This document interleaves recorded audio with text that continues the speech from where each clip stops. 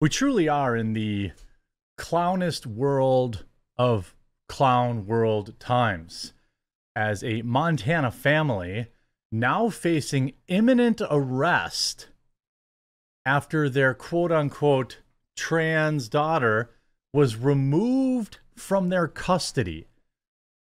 What we are talking about here is government-enforced transing of children in the United States of America. That is not hyperbole. That is not overselling it. That's what it is. And I hope that you'll leave a like on the video right now and share this with a friend, because that's exactly what this is. Government-enforced transing of children in Montana, not San Francisco, in Montana. This via the team over at Redux. Anna Slat, she also works for me at the Publica, does excellent work. The family at the center of a custody battle with Montana Child and Family Services over their 14-year-old, quote, trans daughter is reportedly facing imminent arrest after speaking to the media about their ordeal. Now, they don't want this story out there. I'm not actually being, I'm not being ironic. They don't want the story out there. They're putting the parents in jail for telling their story. So make sure you share this video.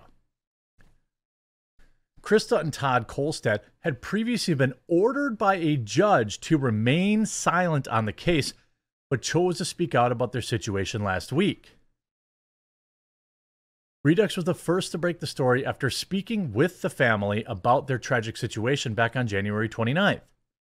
In the interview, the Kolstads revealed that their 14-year-old daughter, Jennifer, had been removed from their custody after they declined to actively affirm her newfound gender identity.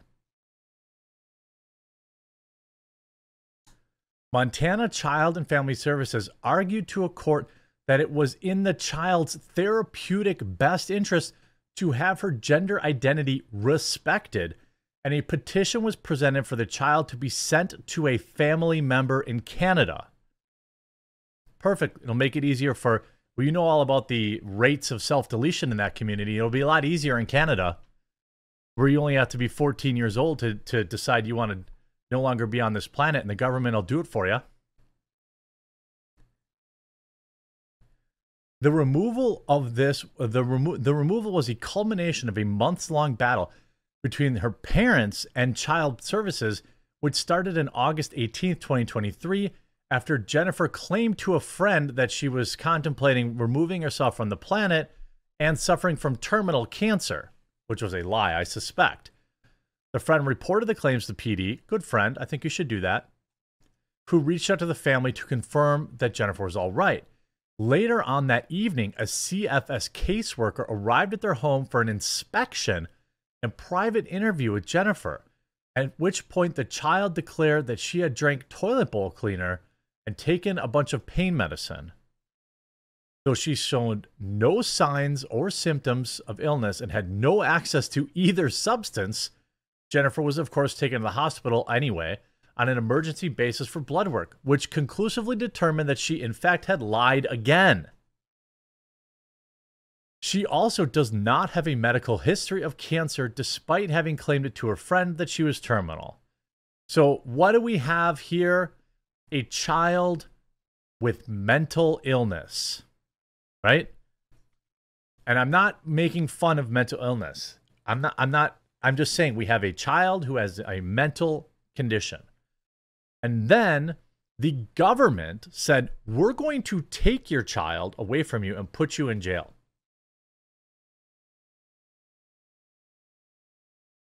Jennifer spent 2 days in the hospital on watch, at which point the Kolstads agreed with CFS that she would benefit from being sent to a residential treatment facility for counseling. Fine. While there were a number of Montana-based facilities floated as options, the possibility of Jennifer being sent to Wyoming was also mentioned as an unlikely alternative. On August 22nd, the Kolstads were told that Jennifer was next in line for a bed in Billings, Montana, but later on the same day received a call from the hospital informing them that she was instead being sent to an unnamed facility in Wyoming. Faced with a number of unanswered questions and concern about Wyoming's laws allowing children to transition, the Kolstads expressed a hesitancy to allow their child to be sent over state lines. Within 10 minutes of refusing to immediately sign paperwork releasing Jennifer to the facility, Montana Child and Family Services arrived at the residence with police and served them with paperwork temporarily removing their child from their custody. Boy, once they have a chance to do this, they don't want to give up on it, do they? Jennifer was eventually returned to Montana to enter a youth group home for additional counseling, but the Kolstads' fight with child services had only begun. Though initially told that Jennifer would be returned to their care after a time at the group home, CFS then petitioned the court to remove Jennifer from their custody and have her sent to a long estranged biological mother in Canada. So she was adopted. Adopted kids also come along generally with their own set of problems. We were told that letting Jennifer transition to live as a boy was in her therapeutic best interest, and because we weren't willing to follow that recommendation, the court gave Child Services custody of our child for 6 months. CFS is now going to place Jennifer in the care of her birth mother in Canada, who never has been a part of her life. The judge said, "You need to expect that reunification with your family may not be what you're expecting." In response to the decision, the Kolstads released a video on social media pleading for help. The court demanded they remove it and issued a gag order restricting the Kolstads from speaking further on this case. Again, like this video, share this video. They voluntarily defied the order, re-uploaded the video, and spoke to press regardless out of concern for what was happening to their family. While a contempt of court hearing was set for January 29th, the Kolstads had to file for a continuance in order to leave the state and attend a severely ill family member in Ohio. All this, and we have people flowing over our borders, right? They voluntarily defied. Okay, sorry. It's but the already mind-boggling story only has continued to grow in complexity after the governor of Montana, Greg Gianforte, released a statement on X siding with the decision of the state's Child and Family Services. While not directly accusing the Kolstads of bad behavior, Gianforte suggested that Jennifer was removed from the household for legitimate reasons. What are those legitimate reasons? Gender surgery on a 14-year-old who is clearly mentally ill. Clearly. Of course, Anna Slatz replied to him saying, "Hi, Greg, I reviewed the Child and Family Services petition in this case, too. The entire argument that CFS relied upon the child was neglected was based on the fact that the parents didn't want to send their kid to a Wyoming-based residential treatment facility because they would end up transing them, basically, due to concerns about her being medically transitioned. They refused to sign such paperwork until they were assured no such override of their parental authority would occur. Mind you, they have been told that she was next in line for a bed in Montana, so they were confused as heck why Wyoming became the destination of choice. Are you implying the parents who object to medically transitioning their kids can be deemed of abusive behavior in Montana?" By the way, he got ruthlessly ratioed on this. While CFS affidavit does extensively detail the child's complaints of bad behavior for not being affirmed in her desire to live as a boy, the argument made by CFS that resulted in her being removed from her parents' care was their hesitancy to immediately sign paperwork to send her to Wyoming, where she could likely be medically transitioned against her parents' will. In America, in Montana, not San Francisco, not Portland, Oregon, Montana.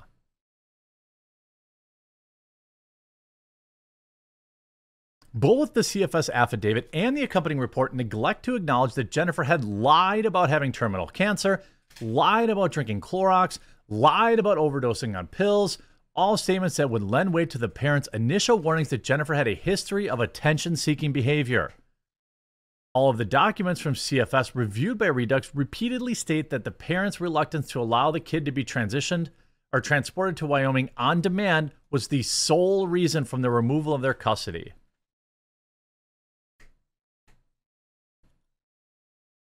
Previously, accusations of household instability detailed in the CFS report from 2016 to 2017, both of which involved Todd's ex-wife, were noted unsubstantiated lies and were never been and there's never been any history of Todd nor Christina physically harming or otherwise neglecting any of the children in their care.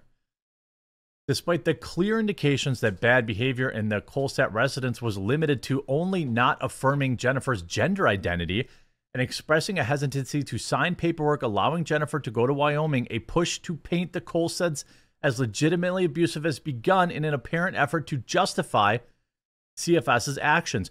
Disturbingly, many of those pushes appear to originate directly from the governor's office. The calls were coming from inside the house. Travis Hall, Governor Gianforte's senior advisor, has shared 2 posts to his social media account in which it implied that the Kolstads were severely misparenting Jennifer. In one post shared by Hall, a user claimed that even children living in absolute filth and meth labs, with both parents being dealers and addicts, were not taken away from their parents in the way that Jennifer was, implying that what was happening to her house was far worse. Are you kidding me? So they're saying, oh yeah, I mean, it's worse than if this kid was growing up in a meth lab. A 14-year-old confused about their gender, not being allowed to medically transition is worse than living in a meth lab. By the way, this girl is 13 going on 14.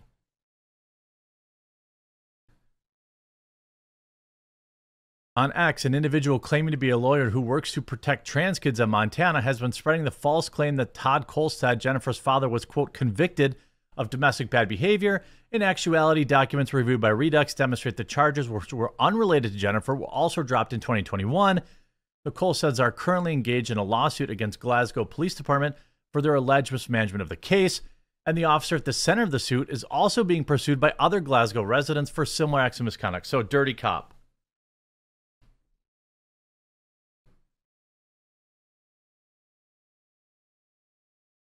I mean, this is absolutely insane. Maddie Watkins, the family's media representative, reiterated Krista's sentiments and slammed Gianforte's office for participating in the smear campaign against their parents. We anticipated Governor Gianforte's next move would be to smear U.S. Air Force veteran Todd Kolstad and his wife, Krista, as bad parents. It's clear that his top priority is political reputation, not the child at the center of the increasingly political fight. Surely to defame parents as bad to take away their child requires some standard of evidence. If not, where does this stop? Which family in which state is next? In my opinion, Gianforte is giving state agents a manual on how to sever parent-child relationship and bypass all levels of law and government in order to put any minor they like on affirmation to lifelong medicalization pipeline. Our children are not safe.